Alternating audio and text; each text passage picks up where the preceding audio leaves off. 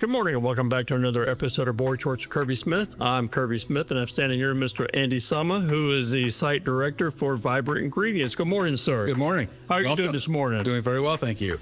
So we were standing here at your facility. It used to be Florida Food Products. Yes. It is now Vibrant Ingredients. Can you tell me the reason why it is now Vibrant Ingredients? Sure.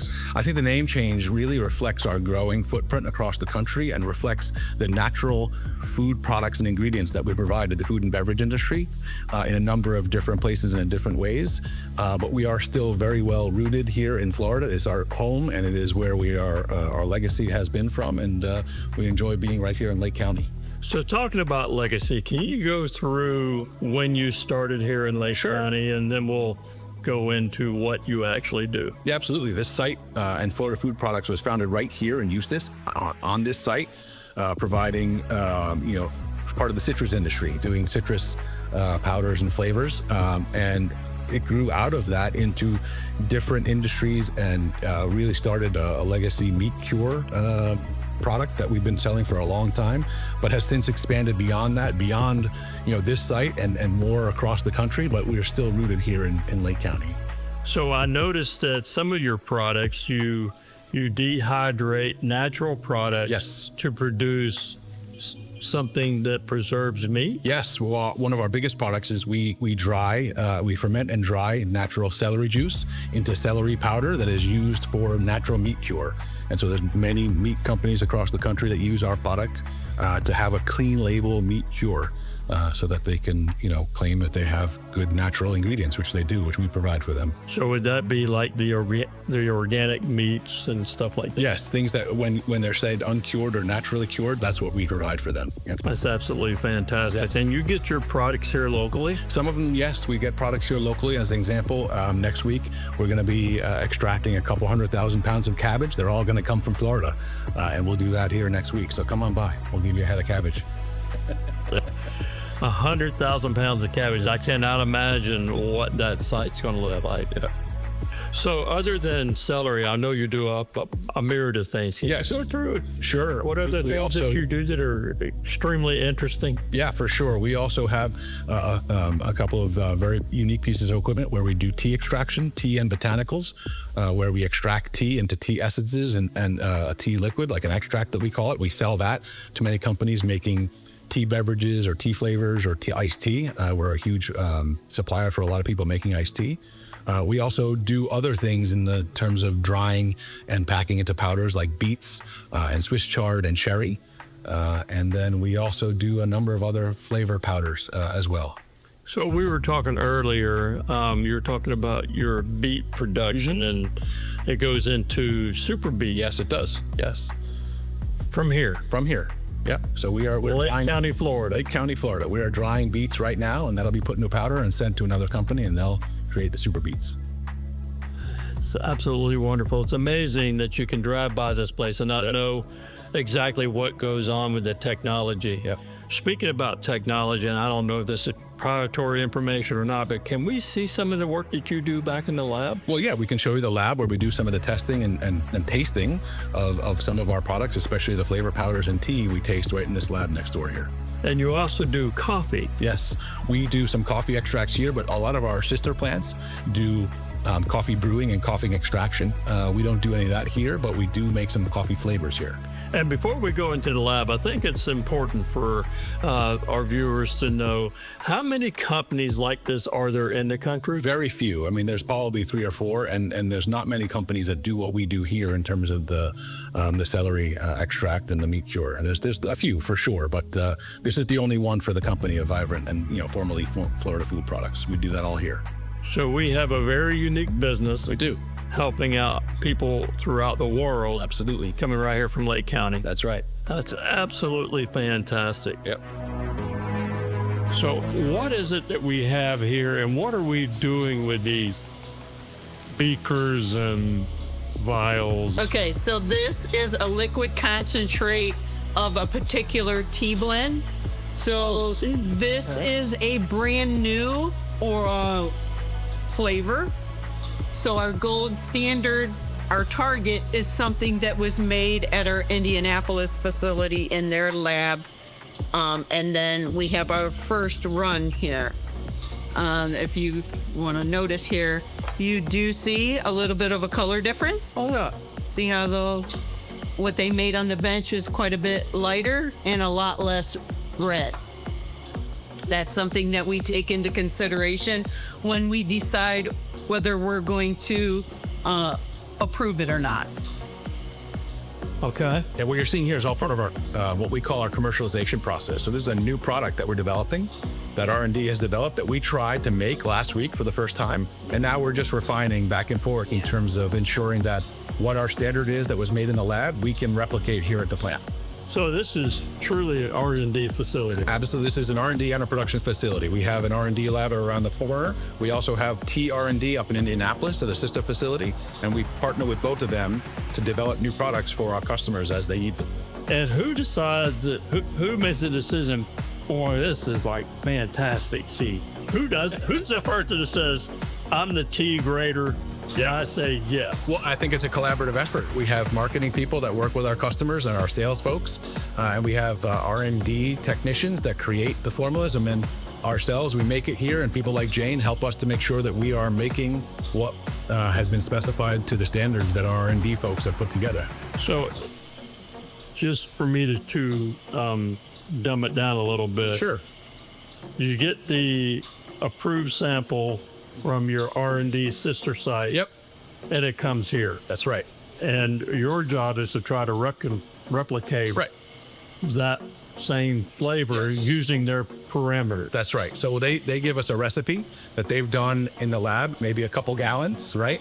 Where we make, I think we made about 300 pounds of this. So we take it from this big to, plant size big, and we make sure that we are replicating exactly what they did. And poor Jane Yes. has Taste to it. taste the original Absolutely. and then paste.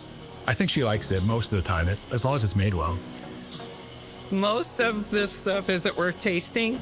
Yep.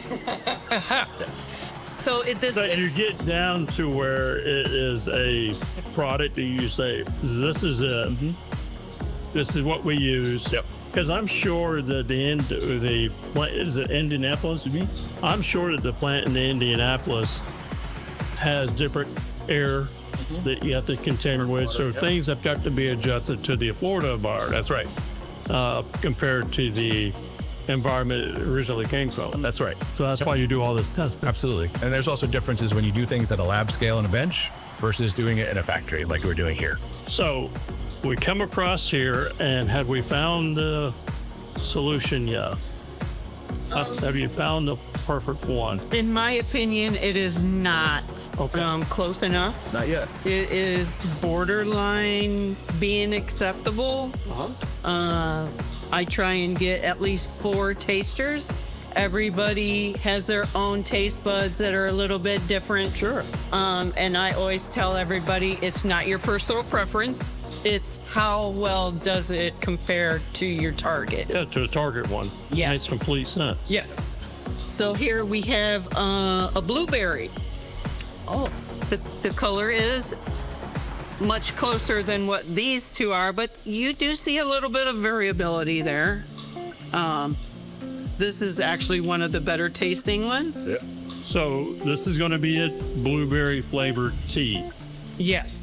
Yes. You take the liquid, and once you get the formula down and you start producing the liquid, you turn it into a powder. No, this goes out as a liquid flavor that we'll sell to companies making tea, and they'll use this as a flavorant in their blueberry tea. Oh, okay. Yes. I got you. Yeah. So we've been making this for quite a while. We don't make it very often, but I don't understand why we don't make this more often, because this is Pretty good. this one tastes good. We make a blueberry, a strawberry, and a raspberry Yes. for our Yes. a customer's tea, final tea products. Yep. So when you say the customer's tea and this is in a liquid form, is it like when you go to, I don't know, 7-Eleven or something and you pick out the blueberry tea or the raspberry tea? That's right. Pour it in. That's the flavor. this. That's absolutely correct. Yes. Perfect. Yep. So these two ingredients we turn into our tea blends. This is usually one or two of the ingredients that we use in various teas. This is an Argentine black essence. This is an Argentine black tea solid. Okay. So we have extracted this from the tea leaf itself. Huh. Yep. Okay. So How about that? I even picked the Argentine black. yes, you did. So in the That's fantastic. in the equipment we have, we take the tea leaf, and we, through our processes with hot water and steam, we create the essence and the solid, and those are what's used to make the blends. Yep. Nice. Yep. Well, I certainly appreciate you showing us the lab. Of course. Going over, I know this is a short video, so we couldn't hit everything you do. But one of the main things that I wanted to have this video show is, one, the economic impacts that this company has to Lake County, not only since 1954, but today and growing. Yes. And with that, you have very highly technical, skilled employees. Yes, we do. Speaking about employees, can you go over, are you hiring? How does somebody say, man, you know what? I got a degree in science. Sure. I sure would like to at least have an opportunity to come out and... We employ about 140 people here on site, from everything from engineers and machinery operators to maintenance technicians and R&D and lab technicians. We have a website, vibrantingredients.com, that has a careers link on there. It'll show all of our open positions and the kind of jobs that we hire for. And so we're always out there looking for great people who want to work here. I noticed that on some of your scrolling screens that you have here in this lobby, you have a very robust employee package. Absolutely. Full benefit package, 401k package with a company match, all, insurance and things like that. So it's a very good benefit package for working for Vibrant Ingredients. Well, I know that you've been an absolute great partner for Lake County and the city of Eustis for an extremely long time. Do you see this facility here in Lake County itself becoming more robust? At some point, yes. I mean, we're going to continue to grow, and as we add new products and new innovation, we would hope to continue to grow this site and products that come out of here. Well, I can't thank you enough for taking the time to meet me today and to do this interview. I know that you're a very busy person. You have a lot on your plate. So thank you very much. Thank you for everything that you do. Thanks for coming. The employees here for Lake County. And the one thing that I always like to remind people is, whatever you do, be good to your friends, be good to your neighbor, help out when you can. That's all we have for Board Schwartz Kirby Smith. See you next Wednesday.